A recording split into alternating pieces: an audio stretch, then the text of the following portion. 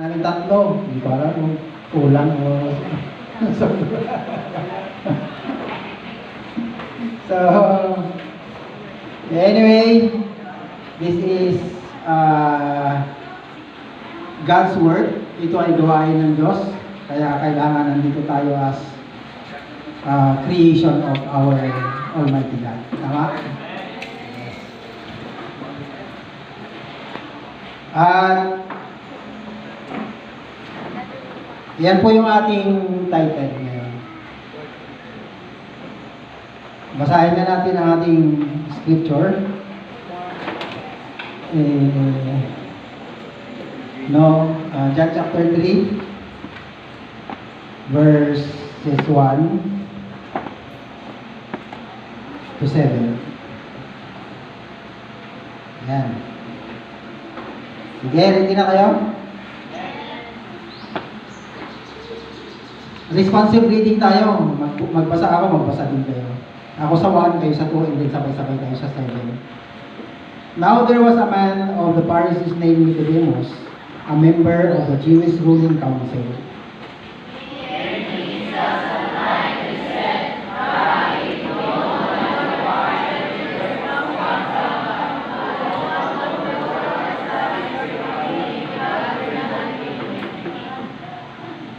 In reply, Jesus declared, I tell you the truth, no one can see the kingdom of God unless he is born again.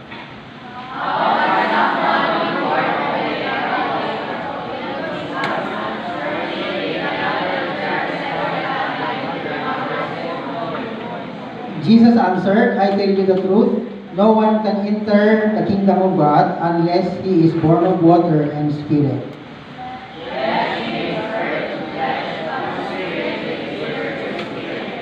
Ayan, sabay-sabay tayo sa 7. You should not be surprised at my saying, you must be born again. Amen. Mag-pray po tayo, sumandali. Our Father, thank you very much. You guide us safely until we reach this place. And Father, we thank you for your word. Ma-enjoy namin, Panginoon, ang oras na ito sa aming fellowship, sa aming mga kabataan, sa aming mga susunod na henerasyon. At pagpalain po ninyo ang mga salita nito, maging buhay po nila sa araw nito at maging sa mga susunod pang panahon. Ito po ang aming dalangin sa pangalan ni Jesus. Amen. Amen. Bakit ko binigyan ang title na Born Again Christian? Alam niyo po ba na marami pong nag-claim that they are born again Christian? Marami. Not only for our group of Christians, but even in religion, they said they are also born again.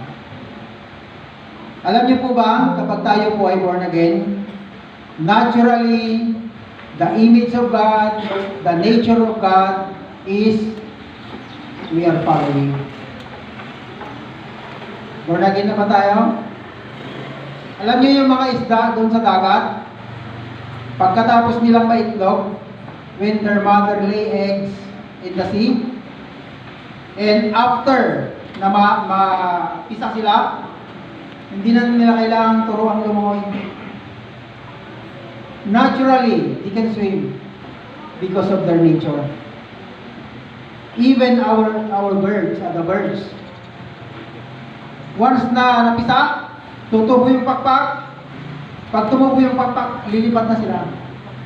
Wala silang eskwelahan para mag-aral ng lumipat. They don't have any school to study how to fly. But our pilots, they have to go to the aviation school to study how to fly with airplane. Pero yung mga ibon, hindi na kailangan. Because their nature is given by God naturally. Amen? Tayo bilang mga born again Christian, when we were dead, nung namatay tayo, hindi natin alam yung nature ng Diyos.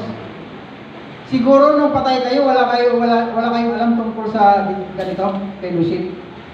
No? You don't know. Even church, you don't know. And there are many people passing by.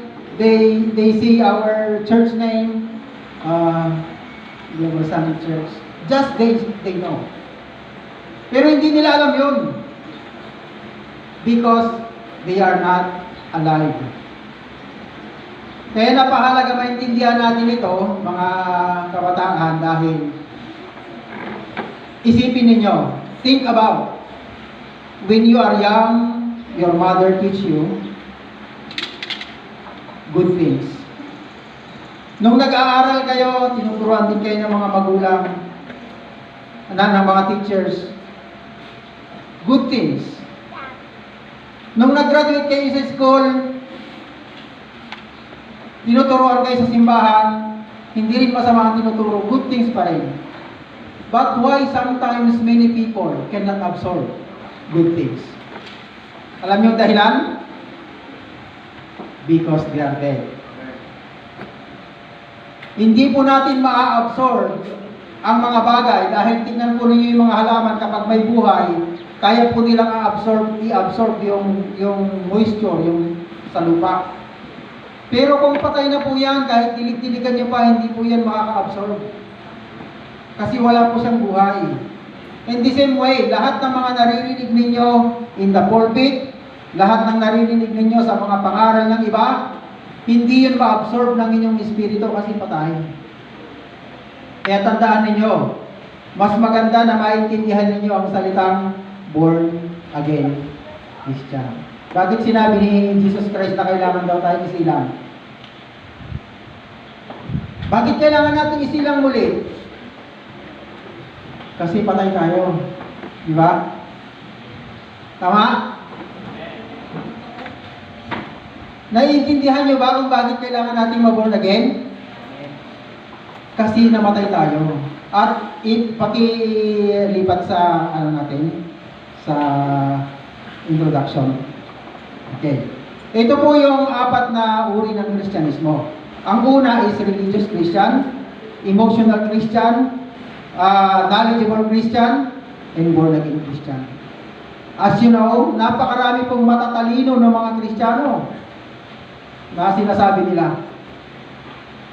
Pagdating sa Biblia, sa totoo lang, pag napapanood niyo po si Soriano, when it comes to Bible verses at pakikipagdebate, halos walang makatalo sa kanya. Napakatalino niya sa Biblia pagdating sa mga scripture. Pero pagdating sa kaligtasan, hindi niya alam. At dito niyo makikita kung bakit hindi ka i-absorb even the attorneys, doctors, and knowledgeable people ang tungkol sa gospel. Kaya makikita ninyo sa mga simbahan na malalaki, na religious churches, may mga nagsisimba dyan na doktor, may mga nagsisimba dyan na mga attorney, may mga nagsisimba dyan ng mga teachers, principal. Ang tatalino naman nila, di ba? Pero bakit hindi nila maintindihan? Kasi, they just only a religious Christian. Mayroon din namang emotionally or mas sasabihin natin ito na devoted. Mga devoto, sinasabi nila. And they are very sensitive when it comes to Christianity. Alam niyo ba, napanood niyo ba yung isang matanda na nakasakay sa jeep? Tapos, mayroong babae na puno ng tato. Tapos pinagsisermonan niya doon sa loob ng jeep. At ang daming mga comments na kung talaga daw na ganun na Kristiyano ka, dapat hindi mo kinikriticize yung nakikita mo mga tao according to their outside appearance. Ginaganon nila. Nag-viral po yung in those kinds of Christians ay mag-ingat po tayo. And then knowledgeable Christian, mostly sa mga matatalinong mga pastor. Napakataas ng pride nila sa kanilang mga sarili. Kapag mga matatalino sila pagdating sa mga scripture, pagdating sa mga pagdebate, ang taas ng tingin nila sa kanilang sarili. But you know, kung bakit nakalagay dyan ang born again Christian na sinasabi ng ating Panginoon, this is a logic. Kaya kung po nilagay dyan ng ang scripture na Matthew chapter 16 verse 25, na ito yung word ni Jesus Christ. Those who ever find his life will lose it. Sa Tagalog, ang sino mang maghanap ng buhay ay siyang mawawalan.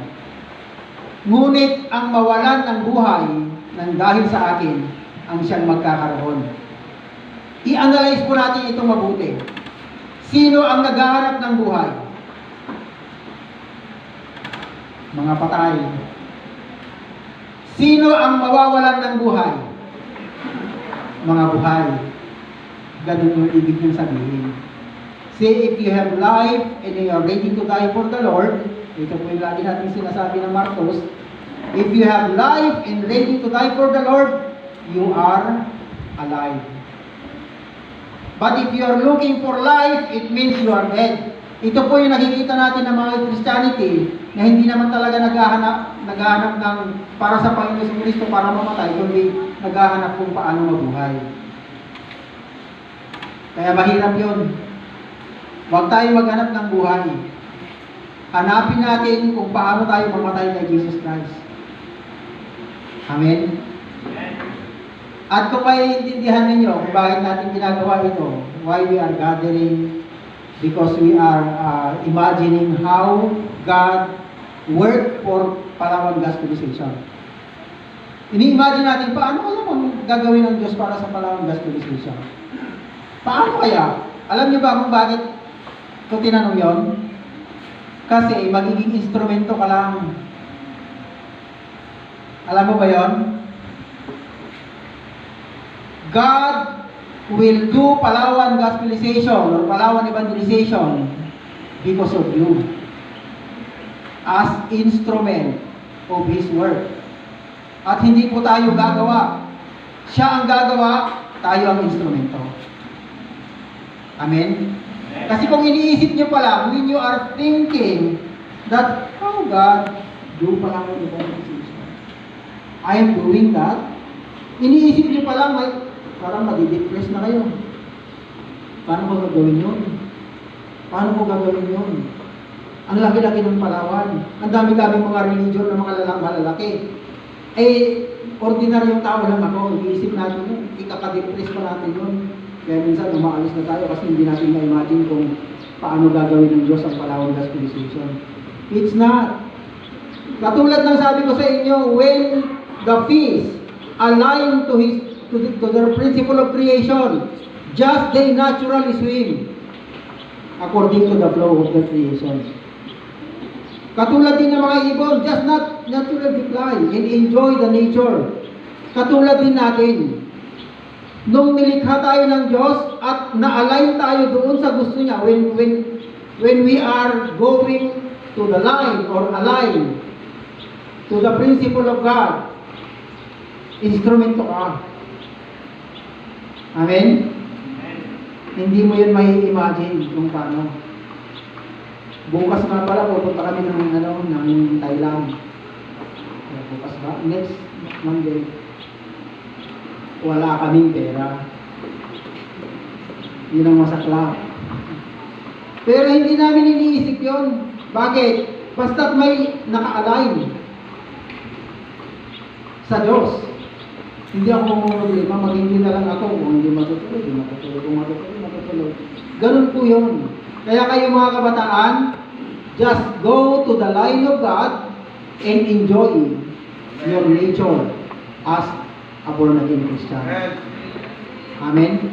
I-enjoy nyo lang, kasi pag iniisip nyo kung anong gagawin ng Diyos, o anong gagawin ninyo, parang burden pa ang pagiging Christian ngayon. That's why when pastors told you, go to evangelize, parang nagiging burden siya at hindi siya nagiging enjoyment. Kasi akala nyo kasi tinatrabaho nyo yun. Hindi nyo yun tinatrabaho. Umaayon lang kayo sa line ng Diyos dahil yun ang kanyang gusto.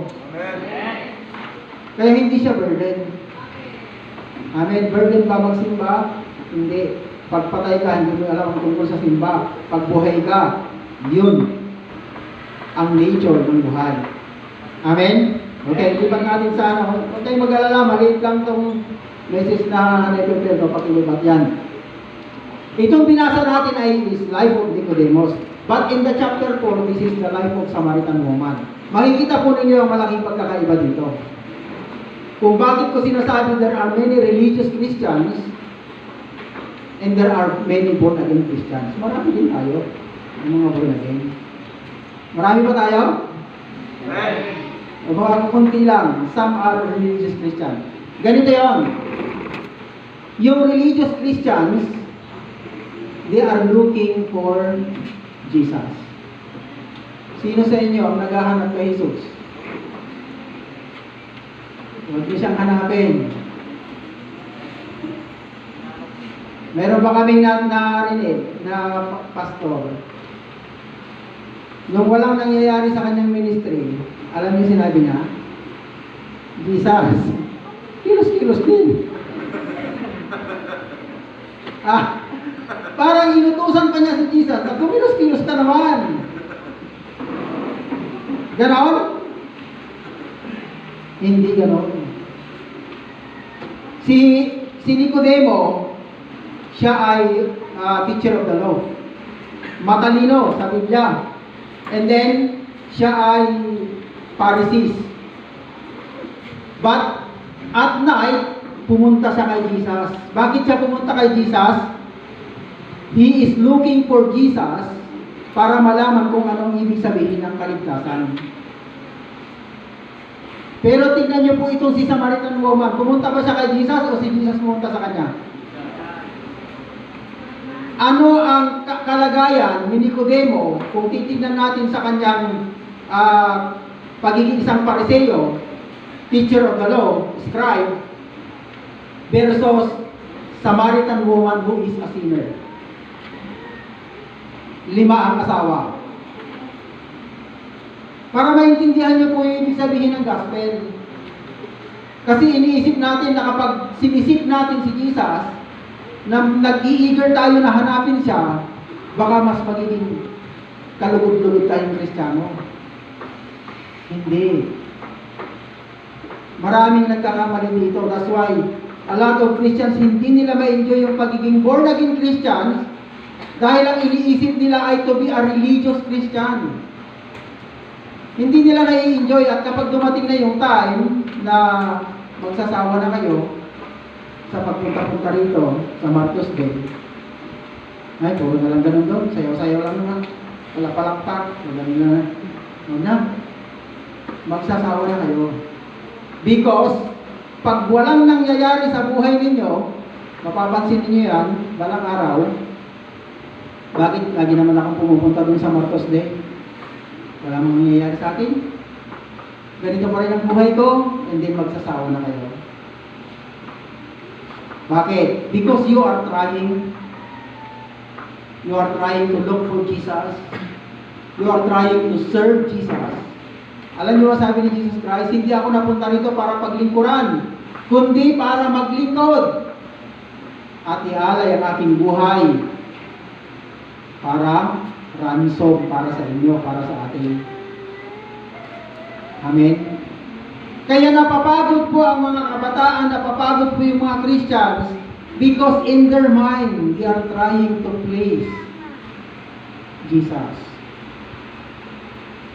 Alam niyo po, wala po tayong magagawa. Born again Christian, katulad po ng Samaritan, Jesus looking for you. Amen. Si Jesus ang naghanap sa'yo. Nawawala ka kasi. Do you think, paano babalik yung nawawalang tupa? Kung hindi siya hahanapin ng pastol? Naisip niyo ba yon? Kayo ay lost sheep. Tayo ay lost sheep. Alam niyo ba yung Amazing Grace na awit? Yung nakakaalam. I was lost, but I am found.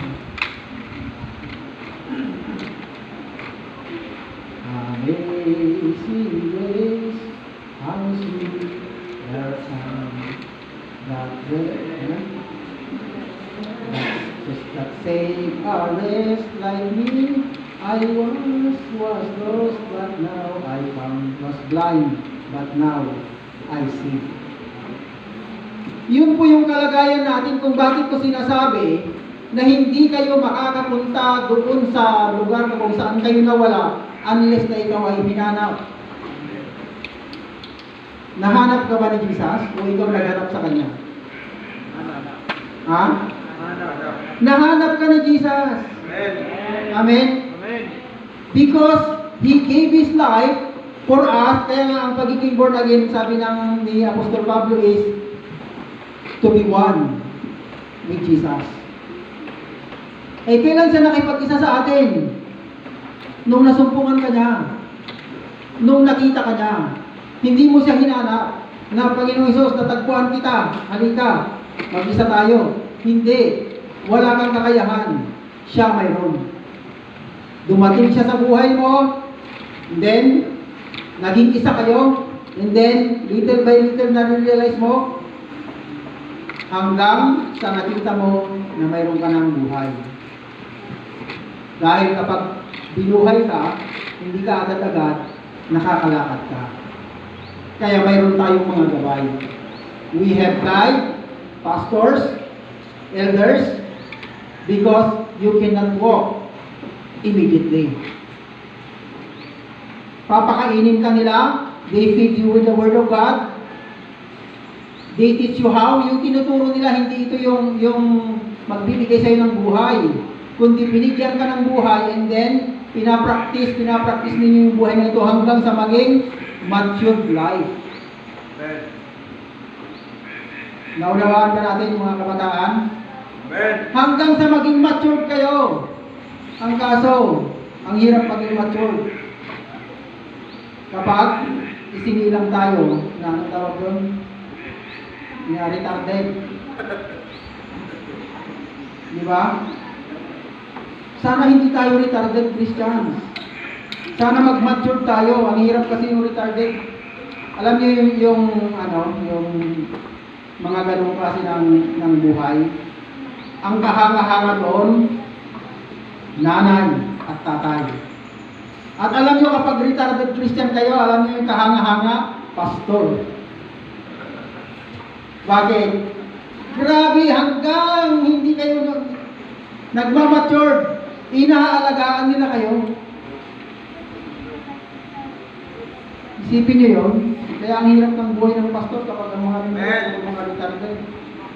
Amen. Puro mga di ba?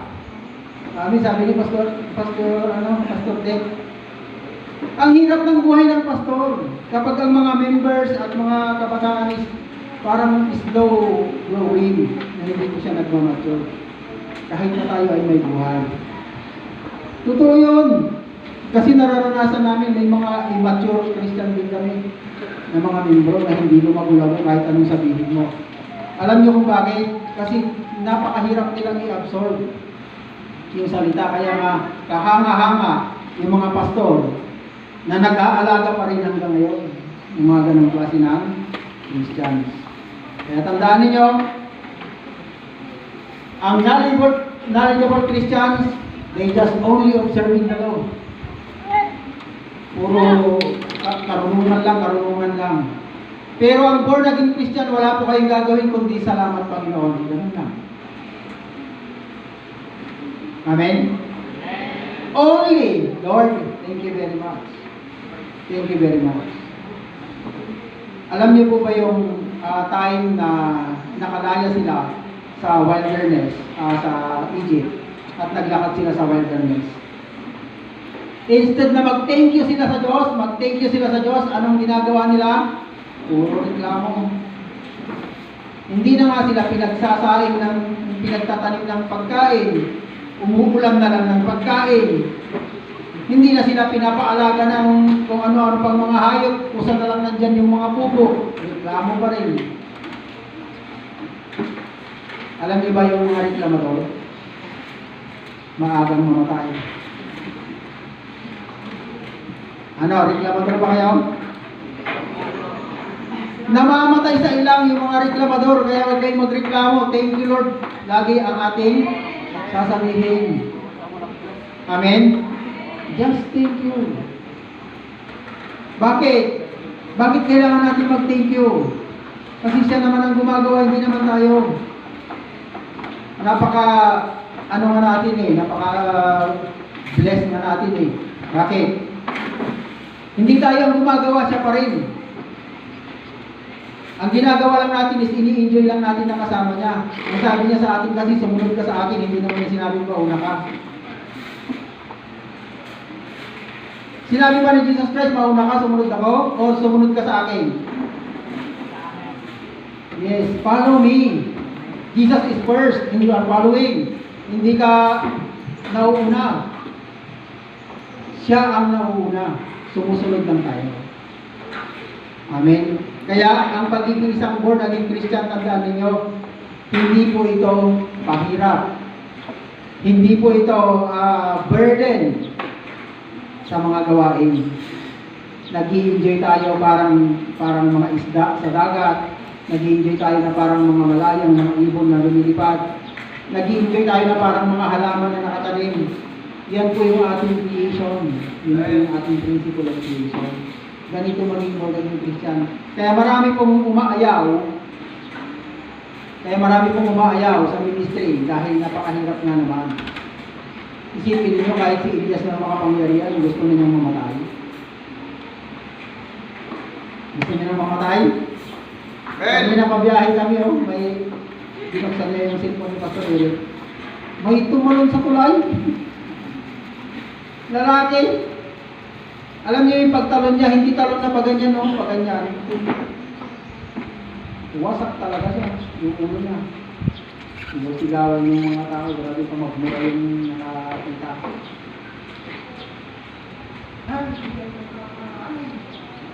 Nagapak siya, patay. Bakit? Ayaw rin yung mabuhay. Sobrang depression. At meron din isang vlogger, mayaman na siya. Halos natulungan na niya lahat ng mga kapatid niya. Pero alam niyo, sabi niya sa sarili niya,